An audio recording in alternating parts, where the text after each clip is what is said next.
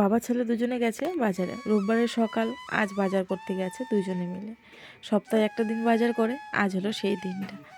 প্রত্যেকটা দিন শাক সবজি ডিম মাছ এগুলো দিয়ে চলে যায়। আজকের এই একটা দিন মাংস না হলে না হয়। কারণ হলো এই একটা দিনই আমার ছেলের মনে হয় খুব স্পেশাল দিন। এই একটা দিনে ও মাংস খেতে পারে, ও ভীষণ খুশি যে রোববারটা বারবার ঘুরে ঘুরেই আসুক। কারণ কি, রোববার আসলেই ওর বাবা সকালবেলা বাজারে যায়, আর বাজারে গেলেই ওর জন্য মাংস নিয়ে আসে। ওর জন্য কি, সবার জন্যই মাংস নিয়ে আসে। সেই জন্য এই দিনটাই হলো ওর জন্য খুব স্পেশাল একটা দিন আর খুব ভালো দিন। আর রোববার করে ও বাড়ির থেকে বেরোতে পারে, নাহলে তো কোথাও যেতেও পারে না। কারণ স্কুল যেহেতু এখন বন্ধ, এখন সারাটা দিন ঘরে আর ঘরে। এই একটা দিন শুধু বাবার সাথে গিয়ে বাজার করে নিয়ে আসে। রুটি করে বাসনগুলো গুছিয়ে হাতটা ধুয়ে নিলাম। আর এখানে দেখো বৌদিদের বাড়িতে দেওয়ার জন্য অনেকগুলো লাল ফুল সাদা ফুল অনেক রকমের ফুল তুলে নিলাম। রুটি করেছি, রুটি করে বাসনগুলো গুছিয়ে নিলাম। সকাল থেকে জল খাবার সময় হয়নি, এখন ভীষণ গলা শুকিয়ে গেছে। আর মাম্মাম কিন্তু ঘুমোচ্ছে, তাই ও সামনে এসে ডকডক করে জল খেয়ে নিলাম, কারণ এখন বিছানাটা তুলবো। তো দেখি উঠে গেছো। হুম, তুমি উঠে গেছো, ঘুম হয়ে গেছে।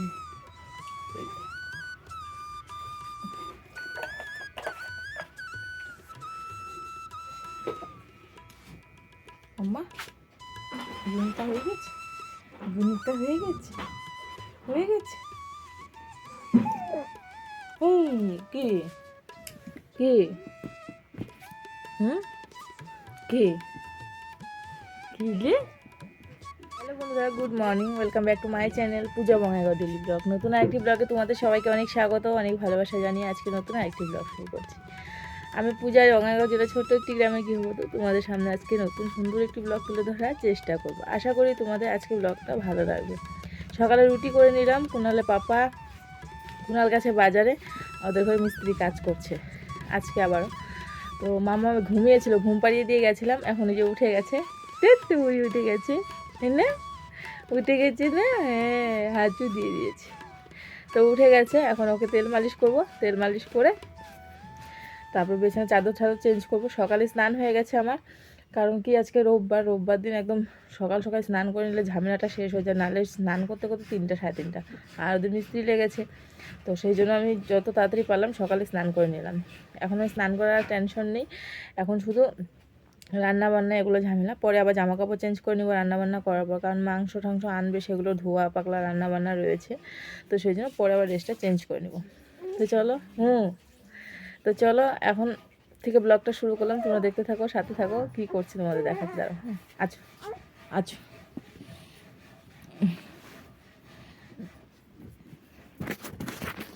ইয়াহু ইয়াহু, ওই দেখো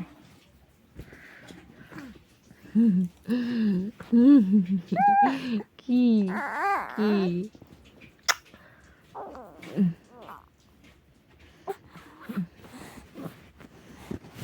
এই যে এখান থেকে একটা হাঁচি দিয়ে দাও তো, এই যে এখান থেকে একটা হাঁচি দিয়ে দাও, এখান থেকে একটা হাঁচি দিয়ে দাও, হাঁচু দিয়ে দাও, একটা একটা হাঁচু দিয়ে দাও, হাঁচু দিয়ে দাও, গুদুলি গুদুলি গুদুলি গুদুলি কুচু কুচু কুচু কুচু কুচু।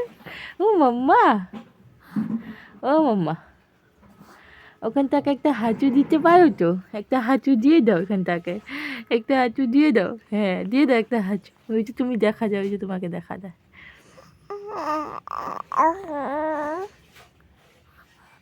কে এটা, কে এই মেয়েটাকে, এই যে মেয়েটাকে,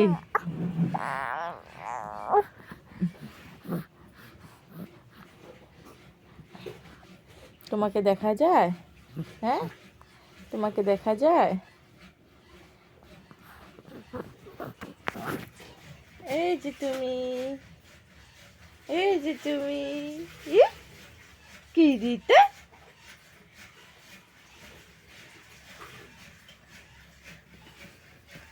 তো চলো এখন ওর সাথে, যত রকম খাবার থাক চোখের সামনে, এই একটা খাবার যদি চোখের সামনে থাকে আর মনে হয় কিছু চাই না। কি এটা বলো তো? খিচুড়ি লাবড়া। কুণালের পাপা বাজার থেকে আসার সময় এক জায়গায় নিমন্ত্রণ ছিল, সেখান থেকে প্রসাদ নিয়ে আসছে। পায়েস আর লুচি ছিল, সেটা আমি ওকে দিলাম, ও খাচ্ছে, কারণ ও পায়েস লুচি খেতে ভালোবাসে। দু জায়গায় দিয়েছে প্রসাদ, এখানে আর এখানে। বাবা ছেলে দুজনে গেছিলো, সেই জন্য দুটো প্লেটে দুজনকে দিয়েছে। আর আমি তো এই খিচুড়ি পেয়ে ভীষণই খুশি, কারণ খিচুড়ি হলে আমার যত স্বাদেরই খাওয়া থাক আমার দরকার নেই, কারণ আমার খিচুড়িটা ভীষণ ভীষণ প্রিয়, তাও আবার ভোগে খিচুড়ি। তো চলো সকালের ব্রেকফাস্টে আজকে এই খিচুড়িটাই খাবো। সত্যি আমাকে যত স্বাদের খাবার দেখ আমার কিন্তু পছন্দ নয়। আমাকে যদি এই দলা প্রসাদ আর এই খিচুড়ি লাবড়া কেউ দিয়ে দেয়, আমি একদম পূর্ণ করে খাবো, কারণ আমার এই দুটো জিনিস ভীষণ পছন্দ। মাছ মাংস যাই দাও, এই দুটো জিনিস দিলে আমি আর কিছু চাই না। আমি ভীষণ ভালোবাসি এই খিচুড়ি লাবড়াটা খেতে। আমার তাছাড়া মানে অন্য কোনো জিনিস ছাড়া এই দুটো দিলে মনে হয় হয়ে যাবে। প্রতিনিয়ত যদি আমাকে কেউ দেয় যে প্রতিদিন মানে ভোগের প্রসাদ রয়েছে খাবি তো খা, আমি প্রত্যেকটা দিনই খেতে পারবো, এতটা ভালোবাসি খিচুড়ি আর লাবড়া খেতে। তো এবারে সকালে খাওয়া দাওয়া হয়ে গেছে কমপ্লিট, আর আমি এবারে বিছানাটা গুছিয়ে নিচ্ছি। তো মাম্মামকে রেখে আসছি, ও বিছানাতে ফ্যান হালকা করে দিয়ে ওই বিছানা শুয়ে দিয়ে আসছি। বাবু ওকে দেখছে, আর আমি এখান থেকে বাবুর সাথে বকবক করছি আর হলো বিছানা তুলছি, কারণ বাবুর ভরসায় রেখে আসা মানে একটা যুদ্ধ করা আর নিজে নিজেই চোখ রাখা, কারণ ও না দেখে না, ও হলো মানে ইসে করবে, এক খেলায় মগ্ন হয়ে যাবে, এদিকে ওইদিকে তাকিয়ে থাকবে। সেই জন্য ওর সাথে মানে চিল্লাচিল্লি করছিলাম যে তুই কিন্তু বুনুকে দেখে রাখিস, বুনু পড়ে গেলে ওই দিক দিয়ে কিন্তু তারপরে একদম ঝামেলা হয়ে যাবে।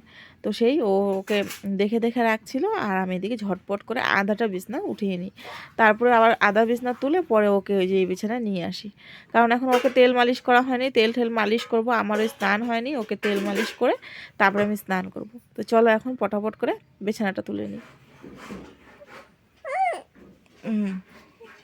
কি হয়ে গেছে? ফ্রেশ হয়ে গেছে মাম্মা?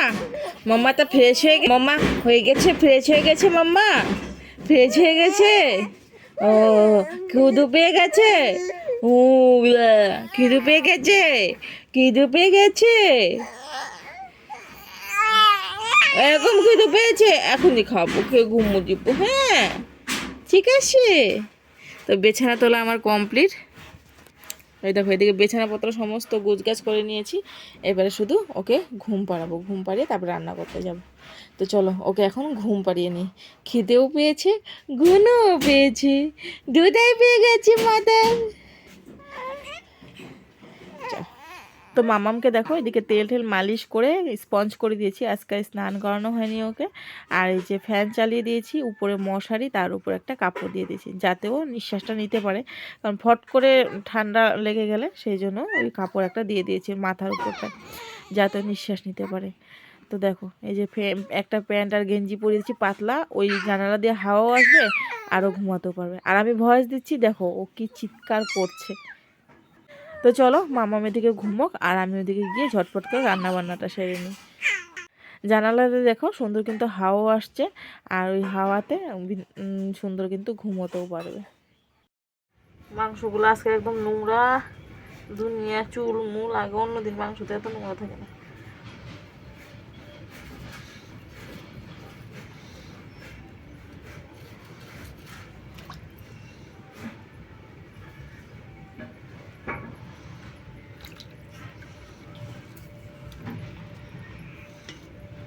দেখতো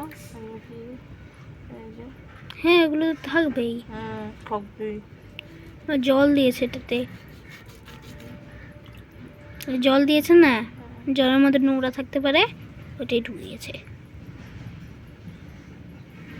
আর আজকে মাংসতে না ভিতরে কি জল, কাটলেই জল ছিটে। জল মারা মাংস মানে সিদ্ধ হবে না, এটা কি সিদ্ধ হবে না কেন? জল দেওয়া মাংস এটা। পাপা বলে নেই জল দিছিস নাকি ঠিক মতন? বললে এত জল কেন? জল বেরোচ্ছিল, কাটছিল না, জল বেরোচ্ছিল, জল দিয়ে দিয়েছে এটাতে না মাংসতে।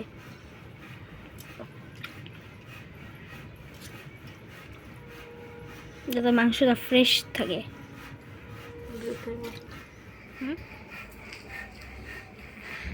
আজকে মাংসটা এত নোংরা, এত নোংরা, এত নোংরা, মানে বলার মতো। যত পরিষ্কার করছি অতই নোংরা, কতগুলো নোংরা বের করলাম। কাঠের গুঁড়া গুঁড়া গুঁড়ো নেই।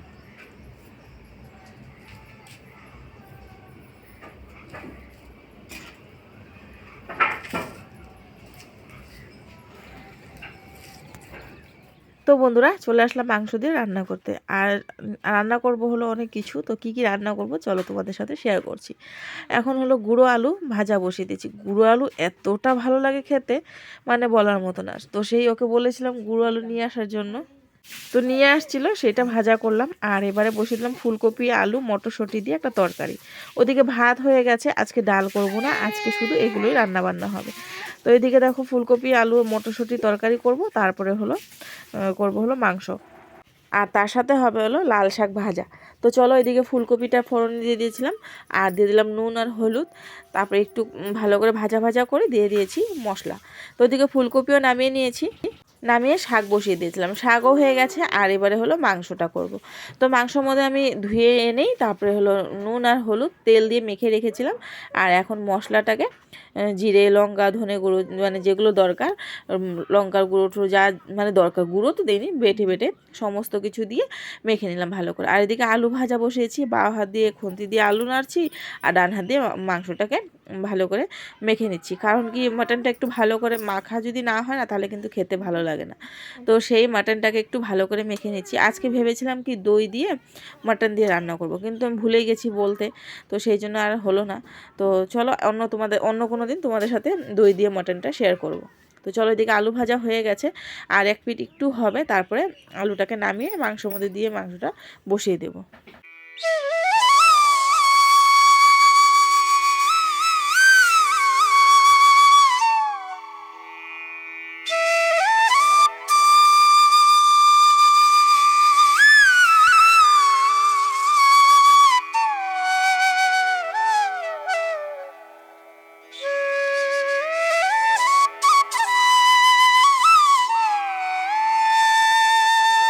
তো মাংসটা দিয়ে দিলাম ফোড়নে, আর চলো এবার একটু লাড়াচাড়া করে ঢেকে দিই।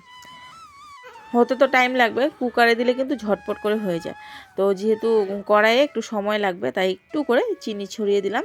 আর এবারে চলো মাংসটা ঢেকে দিই, মাংসটা হতে থাক, রান্নাবান্না কমপ্লিট করে নিই। তো বন্ধুরা রান্নাবান্না হলো, হাত পা ধুয়ে ড্রেসটা চেঞ্জ করে আসলাম ঘরে। আর এসে আজকে 15 দিন পর মাথার চুলের জটগুলো ছাড়ালাম। ছাড়াতে গিয়ে এই অবস্থা, এত এত চুল পড়েছে মাথার থেকে। আর এখন মাম্মাম হাসবে, দাঁত উঠবে, তখন একটা একটা করে পড়বে। ও যে একটা একটা করে শিখবে, আর আমার চুল পড়া শুরু হবে। কত চুল ভেবেছো? আজকে গিয়ে 15 দিনে মাথায় গিয়ে চুলের জট ছাড়ালাম। সারাদিন যে চুলের জট ছাড়াবো অতটুকু আমাদের সময় নেই, আমার সময় নেই, আমার সময় নেই। কারণ হলো যেই জট ছাড়াতে যাবো অমনি উঠে যাবে, ওই জন্য জট ছাড়াই না। এই যে আজকে গিয়ে জট ছাড়ালাম। আর এখন এগুলো প্লাস্টিকে রেখে দিব, রেখে দিয়ে তারপরে বসবো এডিট করতে। তো চলো এডিট করি। আর এই যে মাম্মাম ঘুমোচ্ছে ওদিকে, আমি চুলে আঁচড়ে নিলাম, এখন এডিট করবো। ভিজা চুলগুলো শুকোয়নি, আজকে শ্যাম্পু করেছি সেই জন্যই আঁচড়ালাম। তো চলো এখন হলো এডিটটা করে। সন্ধেবেলায় খাবারের জন্য নিয়ে আসছে একটা বিস্কুট। কি বিস্কুট এটা জানি না, বিস্কুট না, এটা কেক একটা। তো দেখে ভীষণ খেতে ইচ্ছে করলো, তো ভাবলাম ভাতটা পরেই খাবো, আগে একটা কেক খেয়ে নিই। তো চলো খুলে এবার এটা খেয়ে নিই। দেখো মাম্মামকে বাবু কি পরিয়েছে, শাড়ি। শাড়ি পরছ? দাদা শাড়ি পরে দিছে। ও মা, ওই দেখো আবার হলো সাইডে কুচিও দিয়ে দিছে, আঁচলও দিয়ে দিছে। সেই তো ভাই বোনের শাড়ি চুড়ি পরে কি অবস্থা, হ্যাঁ? ও মা, ভিতর থেকে প্যান্ট আর কাপড় দিয়ে দিয়েছি, আর শাড়ি নামো